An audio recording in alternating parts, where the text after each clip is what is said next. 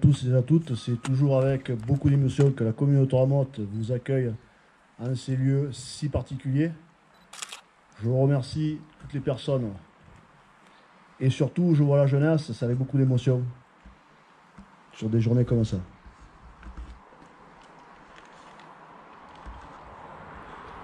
Mesdames et messieurs les autorités civiles et militaires, je vais être très court dans le protocole. C'est toujours avec une profonde émotion que la commune de Toramotte commémore chaque année la mémoire des gendarmes fusillés pour faits de résistance. Cette commémoration en ces lieux si particuliers est l'occasion de rendre hommage à nos 4 gendarmes qui sont morts au nom de notre liberté. Face à l'ennemi, ils ne sont jamais résignés, ils ne sont pas abdiqués et ils ont payé de leur vie. Il faut une sacrée dose de courage pour rester fidèle à ses idées et à ses convictions, sachant qu'au bout, la mort vous attend. Par leur sang versé et leur sacrifice de leur vie, ils demeurent à jamais le symbole de la résistance dans notre vallée. Pour les générations d'aujourd'hui, la liberté va de soi, malgré ce qui se passe en Europe, mais il est bon de le rappeler qu'elle n'est pas un cadeau tombé du ciel, et que les hommes et les femmes se sont battus pour elle qui ont laissé leur vie. 1 kilomètre plus bas, vous avez un panneau qui a été offert par le marquis de Fort-de-France. On appelait la dizaine de Tartonne qui faisait partie du maquis et était présent lors de l'attaque lieu-dit Syrie Geoffrey. La pleine réussite de ce coup de main, nous le devons à tous les lieutenants bourdillons, jeunes syriens, dit Bertrand. Au représailles avec allemand, 58 morts dans les archives allemandes, ce qui a certainement mené la mort de nos 4 gendarmes à un signe de représailles. Je pense que nous leur devons beaucoup. Merci de m'avoir écouté. Dans la vallée du Haut-Verdon, au sacrifice des gendarmes de la brigade de Colmar-les-Alpes. Durant la longue et triste période d'occupation du territoire, les militaires de la gendarmerie nationale, maintenus dans leur circonscription, poursuivent leur mission de protection des personnes et des biens.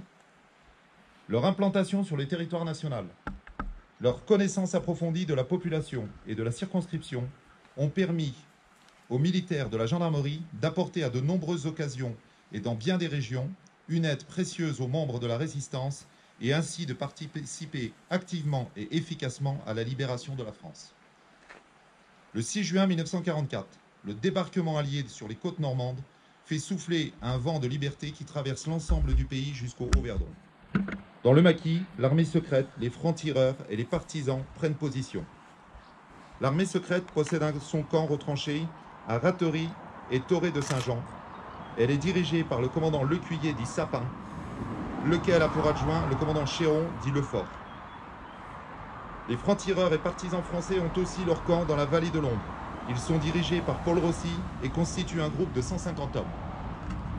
Elle est dirigée par l'hôtel du Val-Ombré est choisi pour être le quartier général du capitaine Bourdillou dit Bertrand. Le 14 juillet 1944, vers 16 h, une attaque surprise est lancée par les forces de la résistance à la gare de Saint-André-les-Alpes, où le ravitaillement est confisqué. Le 16 juillet, 2 trains sont lancés l'un contre l'autre sous le long tunnel entre Toram-Haute et Méhaille, rendant celui-ci inutilisable. La voie ferrée venant de Nice est ainsi coupée. Dans le courant des journées du 20 et 21 juillet, des groupes de partisans harcèlent les troupes allemandes qui tombent dans une embuscade tendue à hauteur de la Syrie Geoffrey. Un camion explose dès les premiers coups de feu.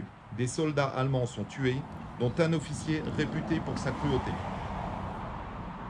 Après ces faits d'armes, la résistance se retire sur les hauteurs, puis vers Saint-Martin-d'Entraunes. En passant par Colmar, elle incite le commandant de brigade de gendarmerie et son personnel à la suivre. Le maréchal des logis-chefs Béal, invoquant son devoir de gendarme pour protéger la population, décide, en accord avec les autorités de la résistance, de demeurer à son poste et de continuer à renseigner, au péril de sa vie, les réseaux de résistants. Les Allemands décident de remonter la vallée, divisée en 2 colonnes, empruntant les rives droite et gauche du Verdon. Ils arrivent le 21 juillet vers 15 h à Beauvesey. À 17 h 30, ils entrent dans Colmar-les-Alpes. Une troupe d'une centaine d'hommes prend position dans le village et autour de la cité fortifiée. Un soldat allemand à bicyclette s'arrête devant la gendarmerie sans y pénétrer. Par la suite, un avis est publié informant la population de se rassembler à hauteur de l'auberge fleurie, en bordure de la nationale, en dehors des remparts. Vers 19 h, le rassemblement est terminé, mais les gendarmes sont absents. Les hommes sont séparés des femmes. Un canon anti-char est mis en batterie. 20 hommes sont retenus en otage. Le reste de la population est renvoyé chez elle. Les otages doivent être dirigés vers une autre destination, mais le camion qui les transporte tombe en panne.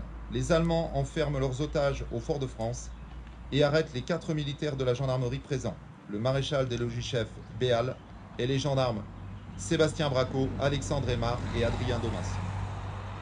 Le 22 juillet, après une nuit passée au fort, les 20 otages et les 4 gendarmes sont brièvement interrogés. Vers 12 h, 13 prisonniers sont libérés. Quelques heures après, 7 autres, à qui les cartes d'identité avaient été retirées, sont également remis en liberté. Seuls les gendarmes restent prisonniers des nazis. Aux environs de 17 h, les militaires, sous la menace des armes, sont chargés dans un camion qui prend la direction de Thorambas. Quelques jours plus tard, les corps des 4 gendarmes sont découverts, criblés de balles, abandonnés dans la carrière du Pont d'Onde. Le 24 juillet 1944, un officier allemand apprend au commandant de compagnie de Castellane, lui-même prisonnier avec 22 autres gendarmes, que les militaires de la brigade de Colmar ont été fusillés en raison de l'aide qu'ils apportaient aux membres de la résistance de la région. Le maréchal des logis-chefs Béal, les gendarmes Braco, Aymar et Domas sont des héros de la gendarmerie nationale, victimes de l'Allemagne nazie. Ces soldats de la loi qui sont tombés pour défendre les valeurs auxquelles ils croyaient, ils ont lutté dans l'ombre et ont été lâchement assassinés pour que la France retrouve sa liberté. Nous ne saurons jamais quelles ont été leurs pensées lorsque, poussés en dehors du camion, ils ont entendu le claquement des culasses des armes de leurs bourreaux. Peut-être savaient-ils en montant dans ce maudit camion ce qui les attendait. Le maréchal des logis-chefs Béal, les gendarmes Braco, Aymar et Domas sont pour nous, militaires de la gendarmerie, des exemples, et c'est un honneur d'entretenir leur mémoire.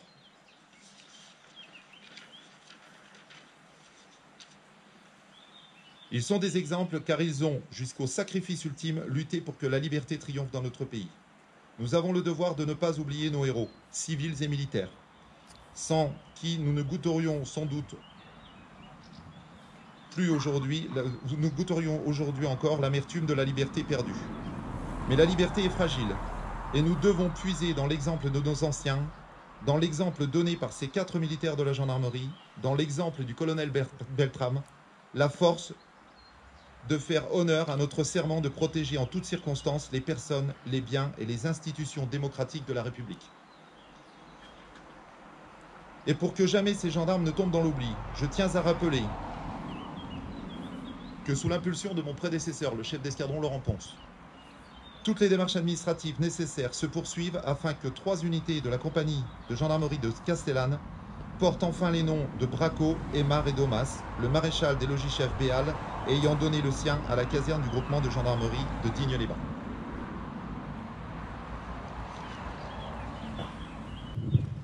Garde à vous!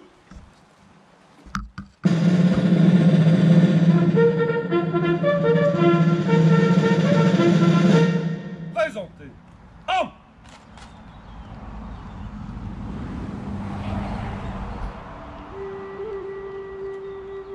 Dépôt de gerbe du fils du gendarme Braco.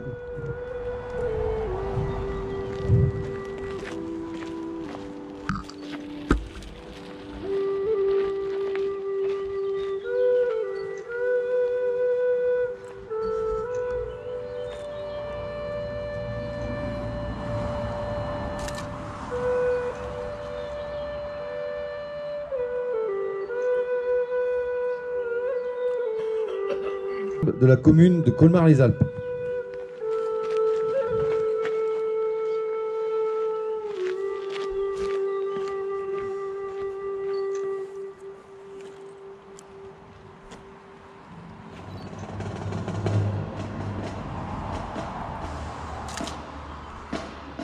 Dépôt de gerbe de la commune de Thorame-Haute.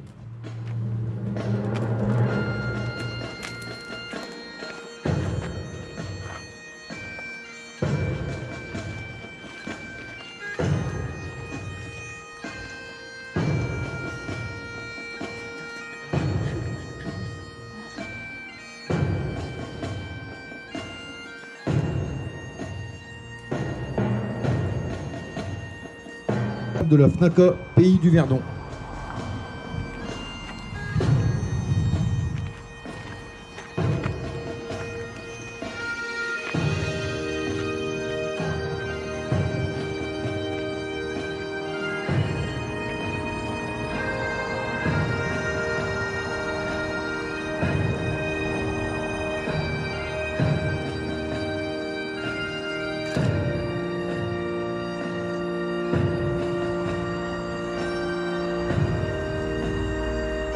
Gerbe de l'UNPRG.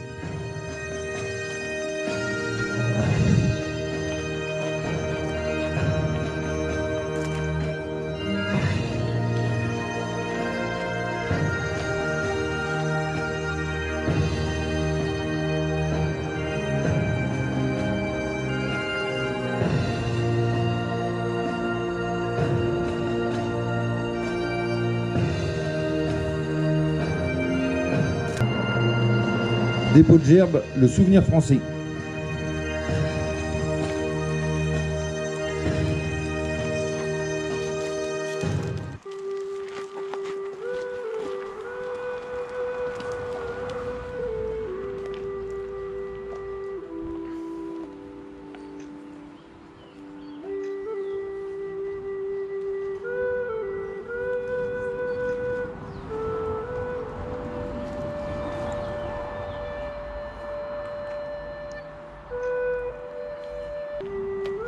Dépôt de gerbe de la communauté de communes Alpes-Provence-Verdon.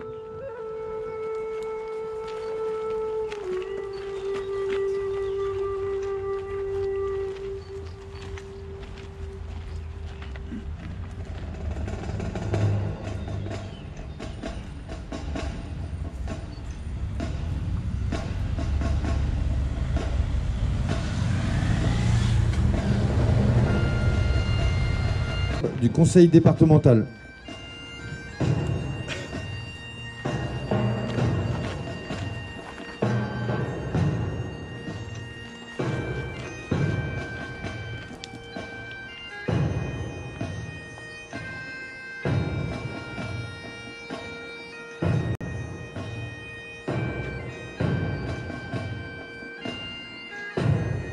Gerbe de la gendarmerie nationale.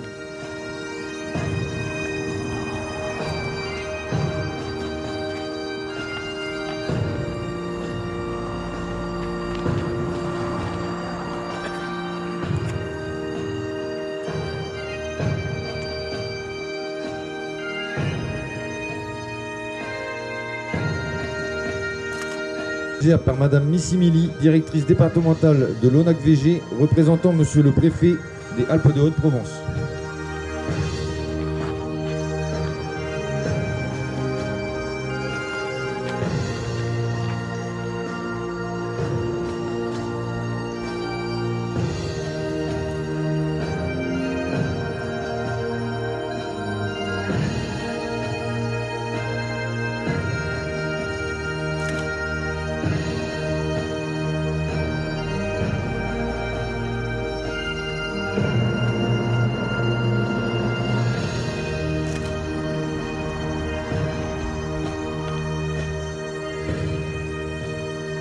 Garde à vous!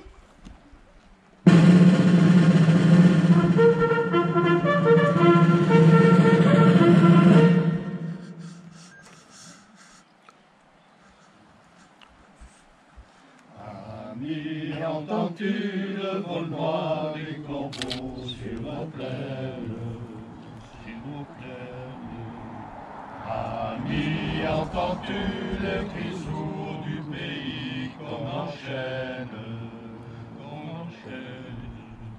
ohé, partisans, ouvriers, paysans, c'est l'alarme, c'est l'alarme.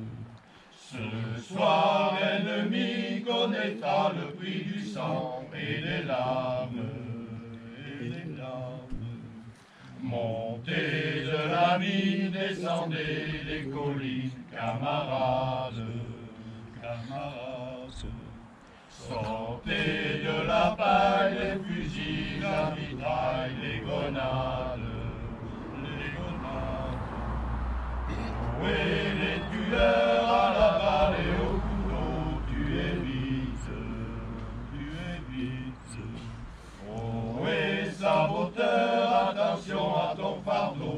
dynamite, dynamite. C'est nous qui brisons les barreaux des prisons pour nos frères, pour nos frères. La haine à nos trous, c'est la faim qui nous pousse la misère, la misère.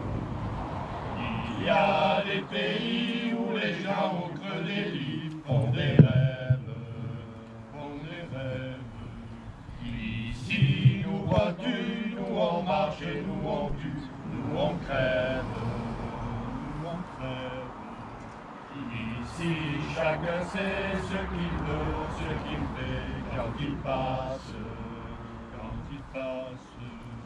Ami, si tu tombes, un ami sort de l'ombre à ta place, à ta place. Demain, du sang noir séchera au grand soleil sur les routes, sur les routes. S'il vous plaît, compagnons, dans la nuit, la liberté nous écoute.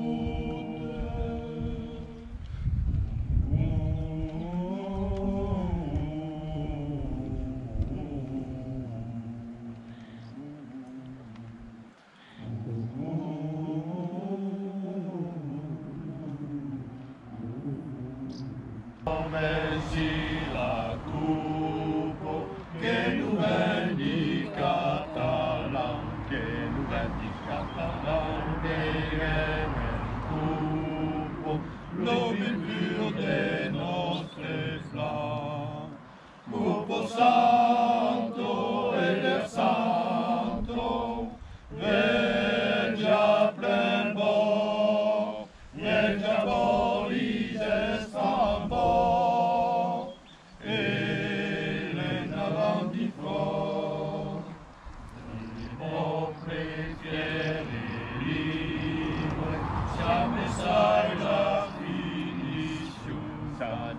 La finition, mon livre libre, tournera notre nation.